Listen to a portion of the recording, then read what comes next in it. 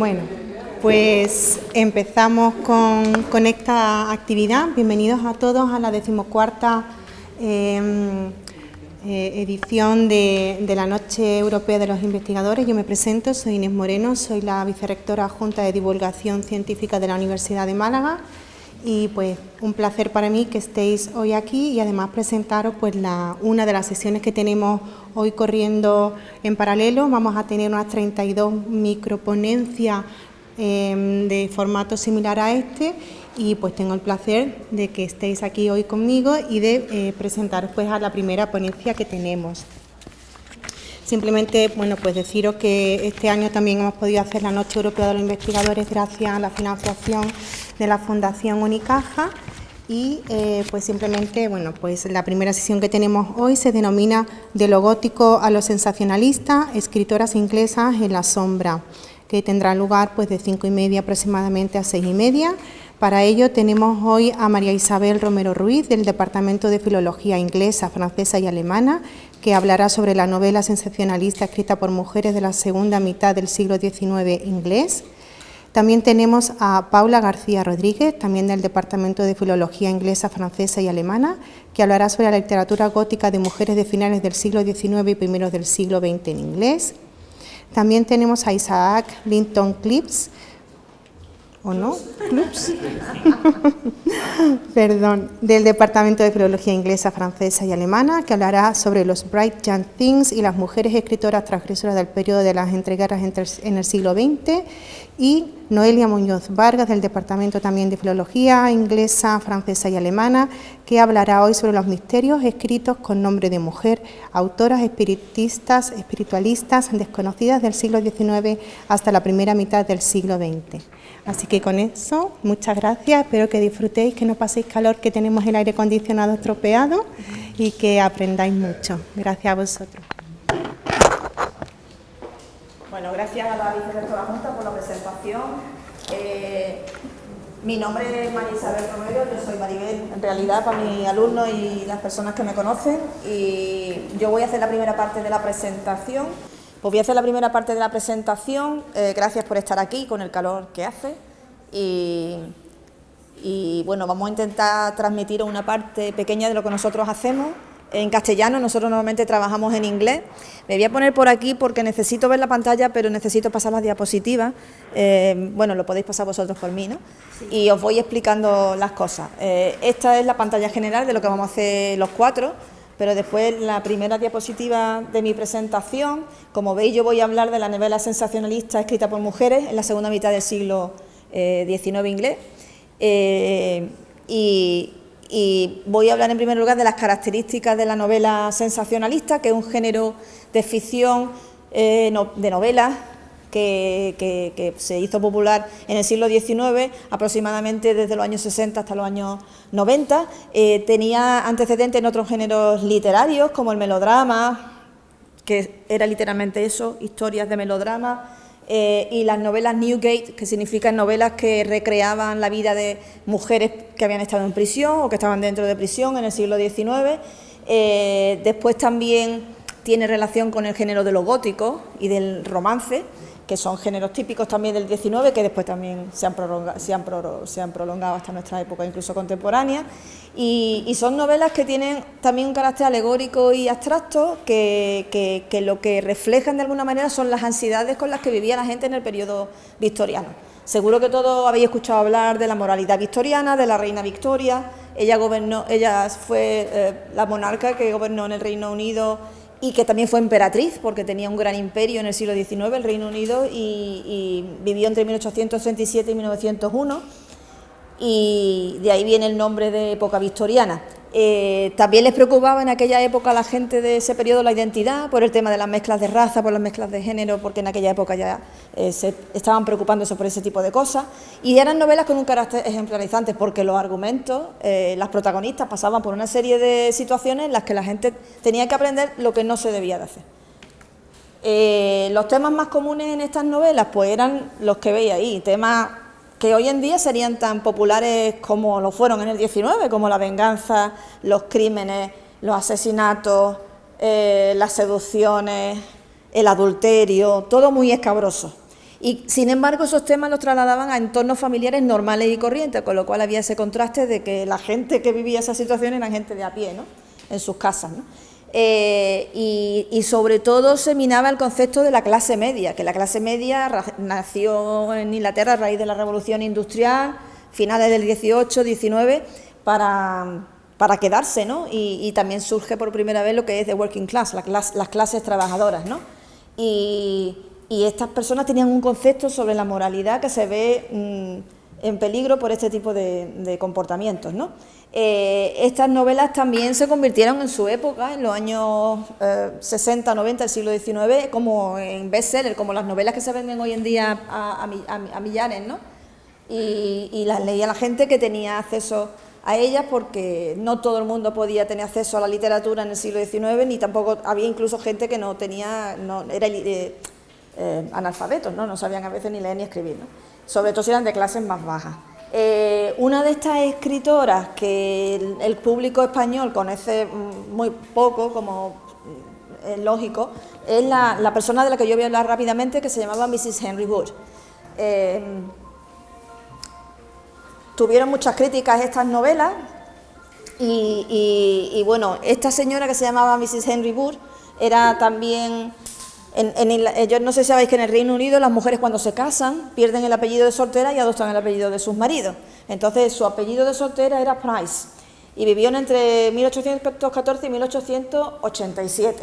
Ella nació en una ciudad muy bonita de las Midlands, Worcester, que yo he estado precisamente hace poco allí, pasando un día porque yo he estado trabajando allí en los últimos meses en esa zona, y se casó con un señor que se llamaba Henry Wood, y por eso adoptó el nombre de Mrs. Henry Wood. Y ellos pasaron muchos años viviendo en Francia porque el marido tenía una naviera y tenían 4 hijos, pero la naviera llegó un momento que quebró y se trasladaron a Londres con los niños y empezaron a vivir pues allí casi desde cero. Ella se empezó a dedicar a la literatura para poder mantener a su familia, aunque las mujeres de clase media no solían trabajar, y de clase alta menos, pero sí tenían acceso a ciertas profesiones como la literatura, por ejemplo, y además cuando su marido murió bastante antes que ella, en el año 66, 21 años antes de que muriera ella después de bronquitis. Ella escribió un montón de novelas, algunas de las cuales fueron muy famosas. Por ejemplo, una de ellas, que es de la que os voy a hablar ahora después rápidamente, es un capítulo de mi tesis doctoral cuando yo la hice cuando era muy joven. Y entre las más conocidas se encuentran las que podéis ver ahí. Los títulos están en inglés porque es una escritora inglesa, y si los podéis leer vosotros mismos. Como era una mujer de clase media, casada, con ciertos valores, época victoriana y demás, pues ella lo que transmitía en sus escritos era un talante conservador y cristiano protestante, porque ya sabéis que tras la escisión de la Iglesia anglicana con Enrique VIII, la doctrina es protestante, la Iglesia de Inglaterra es protestante, pero siguen siendo cristianos, ¿no? Y también escribió ficción, y esto es muy interesante, sobre lo sobrenatural. El espiritismo, como ya veréis cuando hablen mis compañeros, y el espiritualismo eran bastante populares en el siglo XIX. A la gente le encantaba el espiritismo en el siglo XIX. Y ahí tenéis 2 novelas que ella publicó que iban de eso. Y hablando ya de la novela que yo os voy a contar un poco de qué va, que se llama East Lynne, la publicó en el 61, y también se llamaba The Earl's Daughter, que significa la hija del conde.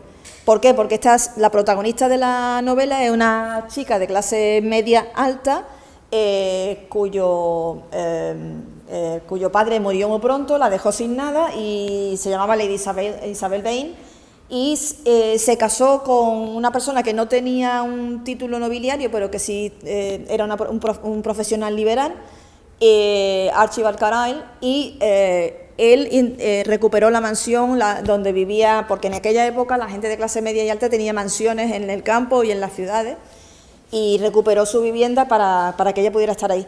Pero tenía un problema, y es que también vivía lo que nos pasa ahora a todas nosotras: cuando se nos mete la hermana del marido en la casa a vivir con nosotras, pues ya la hemos liado. Entonces se le metió la hermana del marido, que se llama Cornelia, y le fastidió la vida totalmente.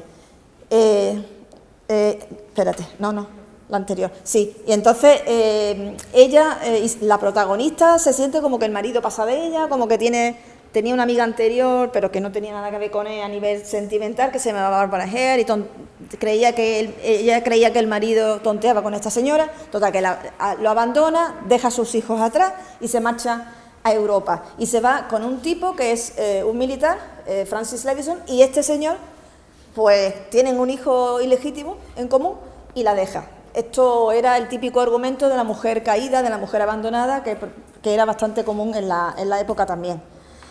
Moraleja, no tengas relaciones con una persona que no está casada contigo, porque entonces te dejan, tienes hijos y te ves sola en la vida, ¿no? Esa es la idea de lo que transmite. Isabel, a pesar de todo esto, pues sobrevive con la ayuda de un primo suyo que también era noble y que le explica que las ideas que ella tenía de que su marido había sido infiel no son ciertas, ¿no? Y bueno, pues ella consigue regresar a Inglaterra porque echaba muchísimo de menos, como nos pasa a las madres a sus hijos, y bueno, tuvo un accidente de tren en la que el niño ilegítimo que lo llevaba con ella muere, pero ella queda desfigurada, con lo cual ya no se le puede reconocer. Entonces se decide volver a la casa familiar, pasándose por una institutriz, consigue que la contraten, enseña y está con sus propios, le enseña cosas y está con sus propios hijos. Uno de ellos muere mientras ella está con ellos de tuberculosis, que la tuberculosis era una enfermedad infecciosa muy común en el siglo XIX también. Muchísima gente moría de tuberculosis y muchos niños además. Y bueno, apareció otra vez este Levison, el militar con el que ella se había un poco liado, y se ve envuelto en una trama de asesinato, una trama secundaria de la novela. O sea que ya estáis viendo que esto es como si estuviéramos viendo o Falcon Crest o algo por el estilo, ¿no? Bueno, Falcon Crest a lo mejor algunos no sabéis lo que es, pero alguna serie, porque yo ya soy muy mayor para la gente joven, ¿no? Pero de estas series donde hay muertos, sexo, asesinatos, pérdidas, robos, de todo, lo que os podáis imaginar pasaba en estas novelas, ¿no? Y Isabel al final pues se arrepiente, se pone enferma, le confiesa a su marido quién era de verdad, le pide perdón y bueno, y tiene un final feliz, que era la idea de este tipo de novelas, que a pesar de todo esto, pues que al final pudiera haber un final feliz. Esta novela fue muy popular, muy popular, tuvo muchas adaptaciones a lo largo de los años, especialmente en el teatro. Y ya le cedo la palabra a mi compañera o compañero que viene a continuación, que creo que es Paula, ¿no? Sí. Que ahora ella os cuenta. Bueno, pues conmigo nos vamos a meter ahora un poquito en la literatura gótica, ¿vale? Entonces, cuando pensamos en la literatura gótica, lo primero que se nos viene a la cabeza son castillos, son ruinas, son cementerios, son mansiones. Sin embargo, el gótico fue mucho más pues, que todo este conjunto de imágenes. Se convirtió en un espacio de libertad creativa y emocional y un género que permitió a autores y sobre todo a autoras a expresar lo que no podían expresar en su día a día. En una época en la que las mujeres estaban condicionadas a muchas normas morales y sociales, el gótico les ofrecía un lenguaje lleno de simbolismo, de metáforas, con el que podían hablar de sus miedos, de sus deseos y de sus luchas más íntimas. Entre finales del siglo XIX y principios del XX, muchas escritoras británicas encontraron en lo gótico una vía para desafiar la realidad que las rodeaba. A menudo, sin pretenderlo abiertamente, sus relatos cuestionaban el papel que se esperaba de ellas, el de hijas obedientes, esposas ejemplares, madres entregadas. Pero a pesar de la riqueza de estas voces, la mayoría de los nombres han quedado en la sombra. Recordamos a autores canónicos como son Bram Stoker o Henry James. Sin embargo, apenas prestamos atención a muchas de sus contemporáneas. Este es el caso de la autora que vengo a presentaros hoy, que se llama Marjorie Bowen, y que fue una escritora británica muy reconocida en su época y, sin embargo, a día de hoy no la conocemos tanto. Pero antes de meternos a hablar de esta autora gótica, conviene ubicarnos un poco en qué es el gótico, ¿no? Entonces, yo os traigo algunos elementos clave de este género para que sepamos reconocerlos a continuación. En primer lugar, encontramos la naturaleza desencadenada. ¿Qué es esto? Pues esto es la lluvia, las tormentas, el viento, la noche, los truenos. Todo esto, además, se relaciona a menudo con la psique y las emociones de los personajes, como veremos a continuación. También encontramos ambientes considerados exóticos, raros o primitivos, personajes inquietantes, extraños, melancólicos o enfermizos, Además, y como he mencionado al hablar de la naturaleza desencadenada, se insiste mucho en el subconsciente, por lo que, claro, esto lleva a que se relacionen los elementos que se presentan en la obra con las emociones y cómo se sienten los personajes. Y además, los temas principales que encontramos son la muerte, la venganza, el desamor, la revelación de secretos familiares, etc. Y ahora sí que sí, comenzamos. Pues Marjorie Bowen, cuyo verdadero nombre era Gabrielle Margaret Campbell Long, nació en Hayling Island, en Hampshire, en 1885 y murió en su casa de Londres en 1952. Fue una autora increíblemente prolífica, publicó más de 150 libros entre novelas, relatos, biografías, ensayos, obras de teatro y reseñas. Y aunque escribió con varios seudónimos, como Joseph Shearing o George R. Preedy, en la mayor parte de las producciones aparece bajo el nombre con el que hoy la recordamos, que es Marjorie Bowen. Su obra se centró sobre todo en lo histórico, lo sobrenatural, lo gótico y lo oculto. Y si sus textos resultan intensos y perturbadores, no lo son menos que su propia vida. En su autobiografía habló abiertamente de su infancia marcada por la pobreza, de una madre emocionalmente inestable, de un padre alcohólico que murió en la calle, de un marido tiránico y enfermo, e incluso de sus propias experiencias con el miedo, las pesadillas y lo espectral. Y aunque Bowen no escribió de forma autobiográfica, es evidente que sus vivencias traumáticas dejaron huella en sus historias. Fascinó la crítica desde muy joven, ya que con apenas 21 años publicó su primera novela, The Viper of Milan, y desde entonces se convirtió en una autora de referencia. Además, en los años 30, algunas de sus obras fueron llevadas a la gran pantalla. Su talento fue reconocido y admirado por escritores de gran prestigio y llegó a decirse que era la mejor novelista histórica que Inglaterra había producido en una generación. Además, Bowen fue radical y valiente en sus opiniones sobre temas como las relaciones de género, el arte, el papel de la mujer, etc. Esto la diferenciaba de muchos escritores populares de su tiempo que preferían no desafiar las convenciones para no perder lectores. Sin embargo, y a pesar del éxito y la notoriedad que tuvo en vida, hoy Marjorie Bowen ha caído en un injusto olvido. Sus textos aparecen de forma muy limitada en algunas antologías, y es algo sorprendente si pensamos en la amplitud, la calidad y el reconocimiento que tuvo en su época. Cualquier análisis sobre Marjorie Bowen debe situarla dentro de la tradición de lo que hoy conocemos como el gótico femenino, de lo que nos hablará posteriormente mi compañera Noelia. En su momento fue llamada una encantadora alquimista del terror, y lo cierto es que su obra se inscribe en la estela literaria de Anne Radcliffe, Mary Shelley o las hermanas Bronte. En su novela The Crime of Laura Sarel, que es la que yo vengo a presentaros hoy, encontramos un ejemplo muy claro de todo esto. La historia está ambientada en 1840 y desde el inicio nos sitúa en un escenario propio del gótico, una mansión solitaria y siniestra llamada Leopard Hall, descrita como un lugar lúgubre, oscuro y opresivo. Este espacio funciona como el clásico castillo gótico, pero trasladado al mundo victoriano. No es solo el escenario de las historias, sino un verdadero personaje que encierra secretos familiares, tensiones y un pasado que amenaza con repetirse. No es casual que la novela comience con un diálogo revelador y que yo me he atrevido a traduciros hoy, ¿vale? Os leo. De ello no se habla, habitan en la oscuridad, habitan en esta casa. Con esta frase, Bowen concentra la esencia del género, lo prohibido, lo no dicho, aquello que permanece en la sombra, pero que siempre acaba saliendo a la luz. Esto se relaciona además con la herencia del pasado familiar. Leopard Hall no solo es un lugar físico, sino el guardián de secretos y crímenes antiguos que condicionan el presente.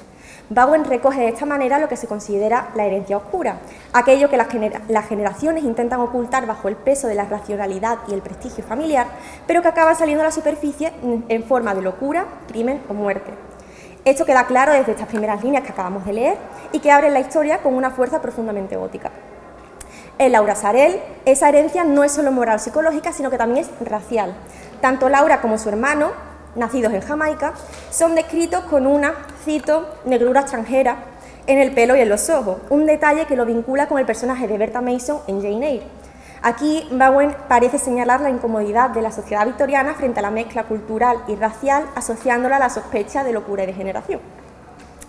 Por otra parte, la protagonista, Laura, responde al modelo de heroína gótica, pero al mismo tiempo lo desafía. Es joven, es bella, es sensible, como manda la tradición, pero vive bajo el control de su tiránico hermano Theodosius, que la considera poco más que una pieza para mantener la fortuna y el linaje familiar. Él intenta obligarla a un matrimonio de conveniencia, anulando su voluntad y restringiendo su vida social hasta casi convertirla en una prisionera dentro de la casa. Aquí vemos la clara metáfora del gótico, la mujer encerrada, aislada, controlada por las figuras masculinas. Y vuelvo a leer un trocito de la novela.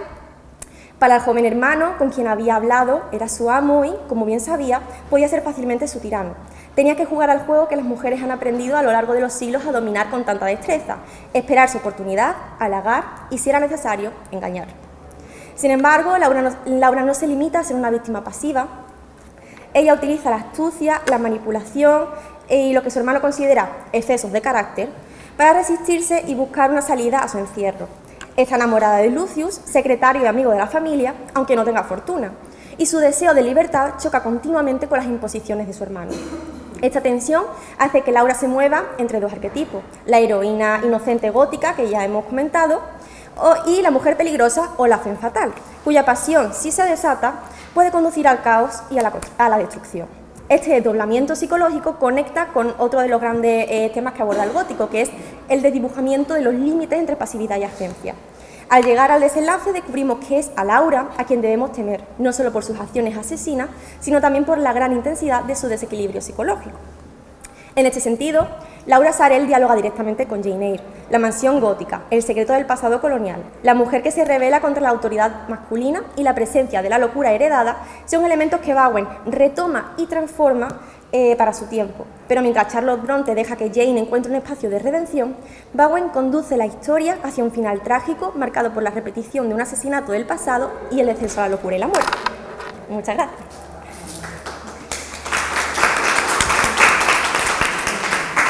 Pues empiezo entonces. Buenas tardes a todos. Me llamo Isaac Clinton Cruz y hoy les presentaré el pequeño movimiento literario conocido como los jóvenes brillantes o Bright Young Things. Definir este grupo es, de hecho, una tarea ardua. Como afirma David John Taylor, por ejemplo, algunos pertenecían a la aristocracia, mientras que otros eran pobres. Algunos alcanzaron el estrellato, mientras que otros sucumbieron a las drogas y el alcohol. Lo que sí podemos definir es su impacto cultural.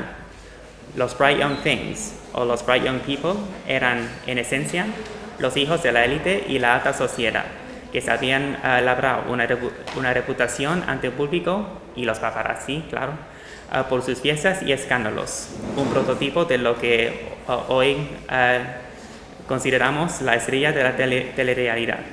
Son extravagantes, decadentes, rebeldes, promiscuos, irresponsables, escandalosos y glamurosos. Son conocidos por la película de Stephen Fry, titulado Bright Young Things, que adaptó la novela clásica de Evelyn Waugh, Cuerpos Viles o Vile Bodies. Ambos satirizan el movimiento, aludiendo a sus homólogos de la vida real. Gracias. Ya que el propio Waugh fue miembro en su juventud. Existieron en paralelo al movimiento conocido como el modernismo, definido por su experimentación, su dificultad y su deseo de, citando a Ezra Pound, renovarlo o make it new. Si bien financiaron y contribuyeron a publicaciones de vanguardia, también escribieron dentro de los géneros más convencionales, la biografía, la comedia de costumbres y, de hecho, el gótico. En su época, muchos de esos escritores fueron considerados una banda de mediocridades, pero hoy en día encontramos un renovado interés en estas figuras perdidas. Yo sostengo, por ejemplo, que vale la pena estudiar y recuperar sus novelas. Observamos que su mundo de opulencia permitió el florecimiento del hedonismo, propiciando un contenido más explícito y sensacionalista, una rebelión contra los antiguos valores victorianos. Durante la década de los 20, la homosexualidad se prohibió en Inglaterra, y aquí se podía expresar la desviación de género. En el caso de las mujeres, llenaban sus fiestas con el estilo de las flappers de los años 20, que subvertía la feminidad tradicional. Sin embargo, observamos un fuerte enfoque en los escritores y artistas masculinos durante ese periodo. Según Martin Burgess Green, y esta es mi propia traducción desde inglés, En general, los hombres eran más prominentes entre los escritores y artistas de los Children of the Sun, pero las mujeres estaban presentes en el movimiento y socialmente eran menos eclipsadas. Por esa razón, estoy centrando en las escritoras del movimiento, es decir, las mujeres. Para empezar, enumeraré algunos nombres clave, como Nancy Mitford, escritora y biógrafa inglesa, cuyas obras se enmarcaron en la comedia de costumbres, satirizando la vida de la clase alta con personajes excéntricos. Alana Harper, que fundó la revista Échanger o Intercambios, introduciendo a la literatura francesa a varias autoras como Virginia Woolf y Gertrude Stein.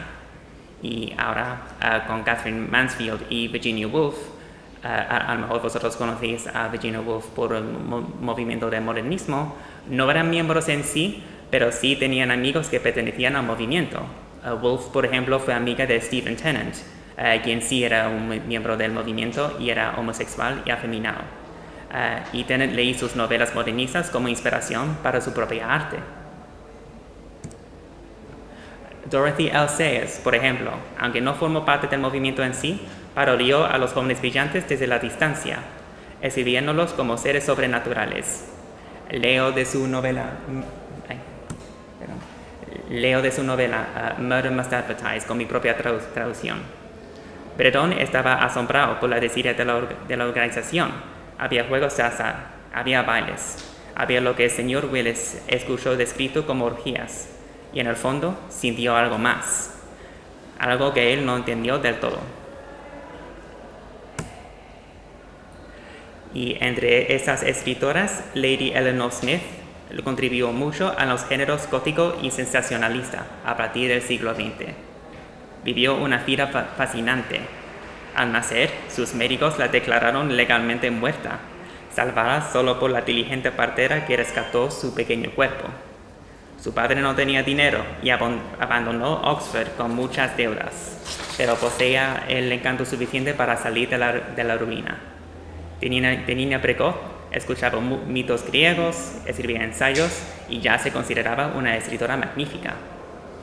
Estudió diversos temas: ballet, teatro, circo, España, flamenco y viajes al extranjero. Si bien tenía sangre aristocrática, era, por cierto, menos convencional. Para esa presentación utilizaré el cuento Circo de Satán como ejemplo principal del gótico, que explicó hace poco Paula, mi compañera. En Satan's Circus, o el Circo de Satán, encontramos el circo ambulante, llamado el Circo Brandt, que recorre el mundo, desde España y Francia hasta Bélgica y el norte de África, y a menudo se le llama el Circo de Satán por su cercanía al diablo. Se les muestra como crueles y despiadados, temidos por muchos. Vemos esto a través de cómo el pobre Anatole, el nuevo empleado, un hombre bondadoso y sencillo, es objeto de burlas por la parte de Leah Brandt, una mujer extraña, atractiva y anciana que dirige el circo con su esposo. A lo largo de la narración encontramos pistas que nos indican su verdadera naturaleza, y uso también mi propia traducción desde el inglés. Caminaba lentamente, como una sonámbula, no más tangible que una sombra.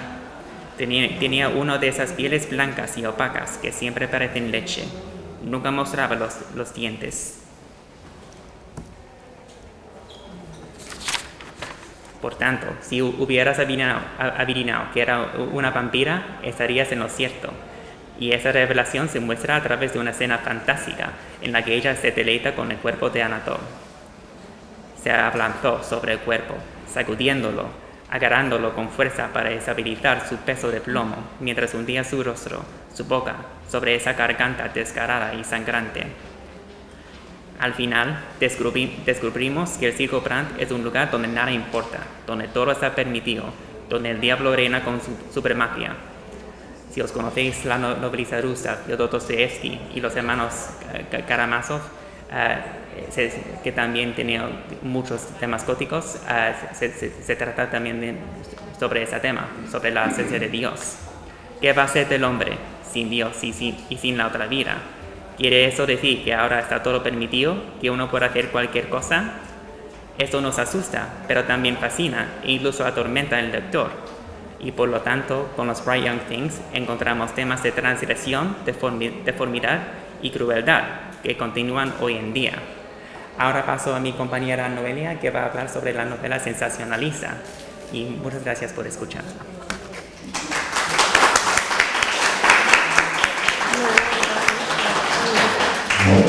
Bueno, soy Noelia y nada, voy a hablar de novelas autores espiritistas que escribían novelas góticas. Y pues continuando con la temática gótica que han comentado mis compañeros, voy a añadir que dentro del género literario del gótico se encuentra el gótico femenino o female gothic, y este es un término acuñado por Ellen Moers en los años 70 y podría ser definido como aquellas novelas góticas escritas por mujeres a partir del siglo XVIII.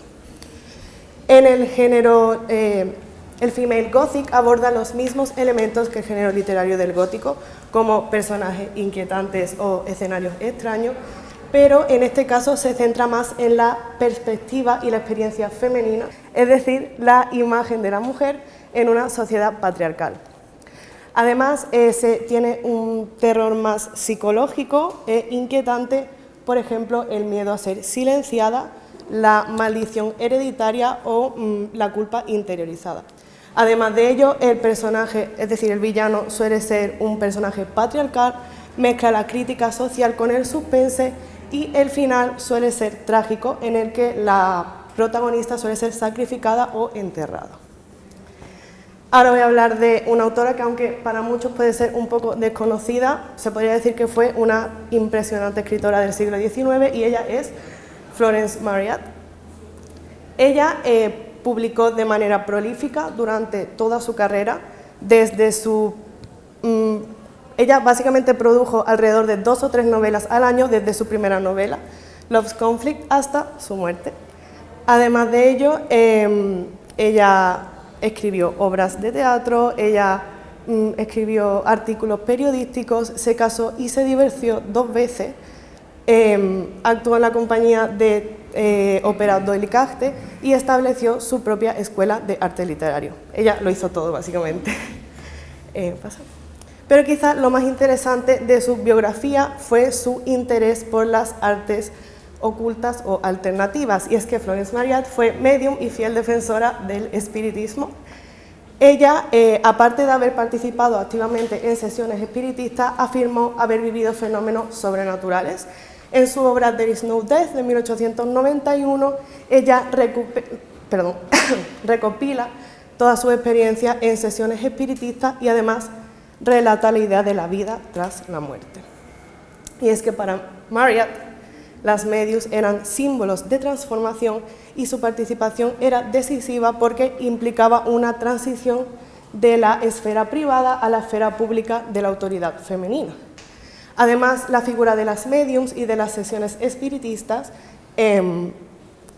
significaba un espacio liminal en el que se visualizaba, reimaginaba y reconfiguraba la figura de la mujer. Ay, no se me entero, bueno, no pasa nada. Ahora vamos a pasar a su obra, pero antes de ello me gustaría hacer un pequeño inciso. Y es que estoy segura de que no muchos de los aquí presentes conocían a Florence Marryat o a su novela, ¿no?, The Blood of the Vampire. Pero ¿qué pasaría si menciono Drácula o Bram Stoker? Segura que se os ha venido alguna imagen de sus novelas, las películas que se hicieron a raíz de las novelas, o simplemente sangre y terror. Y es que The Blood of the Vampire fue publicada en 1897, el mismo año que Bram Stoker publicó su novela Drácula. A pesar de haberse publicado simultáneamente, como bien sabemos, Drácula pues, alcanzó fama mundial, mientras que The Blood of the Vampire pasó desapercibida para el ojo público. En esta novela, la autora mezcla de manera magistral los elementos góticos con los elementos no góticos, y es así como la novela comienza en un resort belga junto al mar, un sitio completamente normal y mundano, y después se termina desarrollando en Londres, una ciudad que poco a poco se vuelve más oscura y siniestra, pero a ojos de la protagonista. Hablando de protagonistas, esta novela está protagonizada por Harriet Brandt, que es una vampira joven de raza mixta, económicamente independiente y recientemente emancipada. Quizá la característica más interesante o inquietante de esta protagonista es que ella mata involuntariamente a todo aquel que se acerca a ella, especialmente a sus más allegados. Y es que Harriet Brant se clasifica como una vampira espiritista o vampira psíquica, alejándose de las características de los vampiros tradicionales, pues en vez de morder y alimentarse de sangre, ella drena la energía vital de todos aquellos que se acercan a ella. Pues no es casualidad que Harriet Brant sea una vampira espiritista.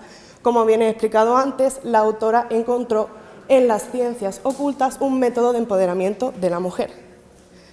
Sin embargo, este gran poder puede ser visto como un símbolo de libertad e individualismo, ya que la autora se aleja de los roles tradicionales de la mujer, pero a la misma vez puede ser visto como una gran maldición, en el que el personaje se convierte en un personaje marginal, o el clásico personaje de la otra o the other.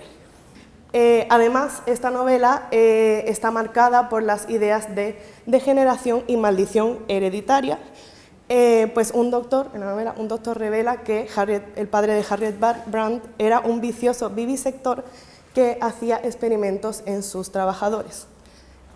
Para los que no lo sepan, un vivisector son aquellos científicos que realizan disecciones en animales con fin científico, mientras su madre era la amante de raza mixta que fue mordida por un murciélago durante el embarazo.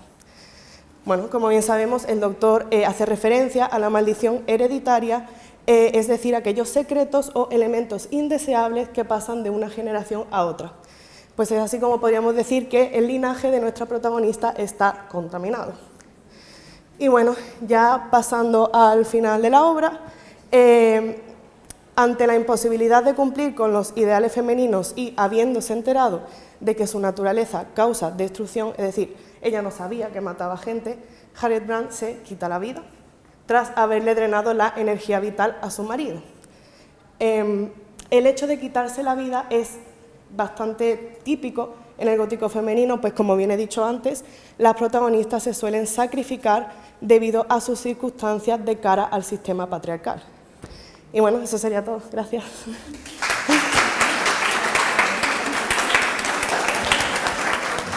Nosotros, para terminar, habíamos preparado un juego online para el que se necesitan móviles, que se conecten. Supongo que la gente más joven sabéis lo que es un Kahoot. Pero como vamos pillados de tiempo, no sé si podríamos hacer las preguntas y que la gente en vivo nos diga las respuestas que piensan que son y decirles nosotros si... A ver, ¿da tiempo? Dura 5 minutos. Pues entonces nada, pues si lo controláis para que la gente pueda participar y no nos vayamos de hora, genial. Pues aquí mis alumnos y mis compañeros, que como estáis viendo son más espabilados que yo para estas cosas, pues van a... Exactamente. Van a hacer este juego. Los que queráis participar podéis, por favor, sacar vuestros móviles. Tenéis que poner en el Google, tenéis que poner Kahoot. Y cuando entréis en el link de Kahoot os va a poner código o algo así, os va a poner. No, creo que se puede con el teclado. Empiezas. Nosotras somos esas.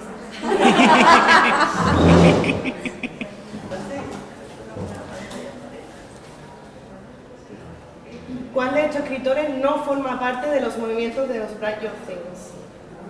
Ya le hemos dado, pero qué mal. Pero bueno, vamos a ver. Virginia Woolf, como Isabel bien ha dicho antes.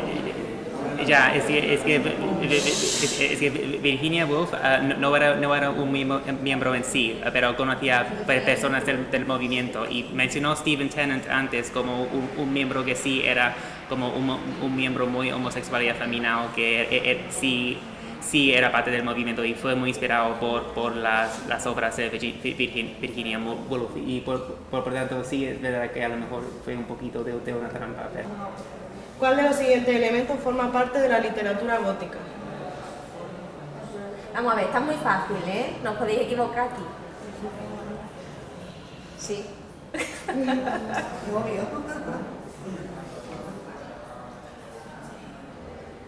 Bien. Bueno, venga, muy bien. ¿Quién ha puesto Silvio Soler? Vamos a ver. ¿Qué has sido tú? Sí, escenario soleado. No formaba parte. Ah, bueno. Se escucha.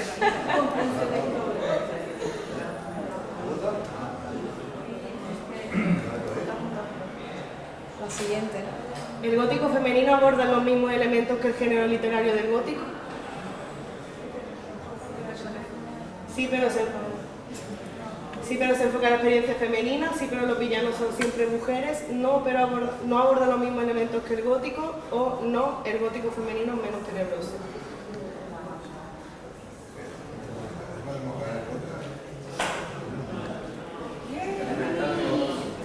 ¿Quién ha puesto sí, pero los villanos son siempre? Os vamos a suspender el examen. Los villanos encima, ¿sabes? Las vampiresas no ve cómo van, ¿eh? La novela sensacionalista.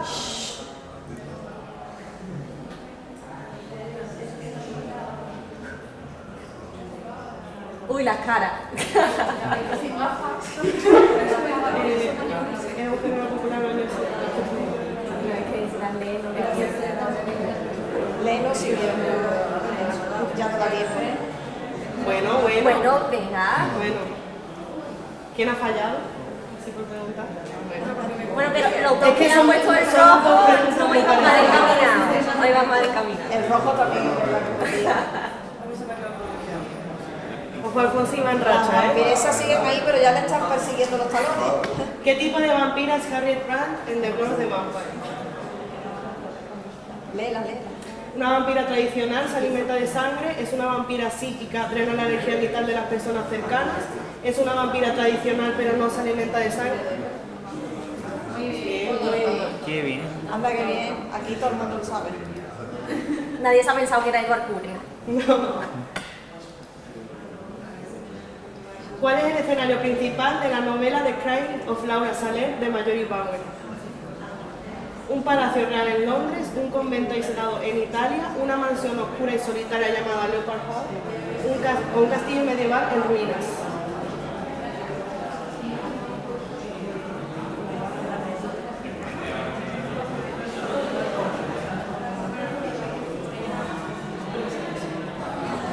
Bueno. Bien. Esto es de primero de tipo T. Si pone el nombre propio, es esa. Vamos a ver. No está complicado.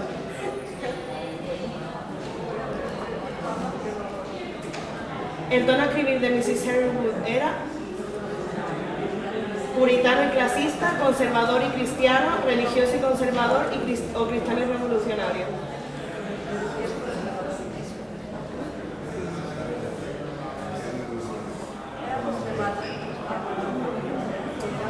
Sí, es que era un poco lioso. Era Será lioso. tricky, esa era tricky. Era tricky. Y la última, ¿qué tipo de monstruo se revela que es Leah Brand? ¿No es un monstruo, una fantasma, una sombra o una vampira? Prometo que eso es muy fácil.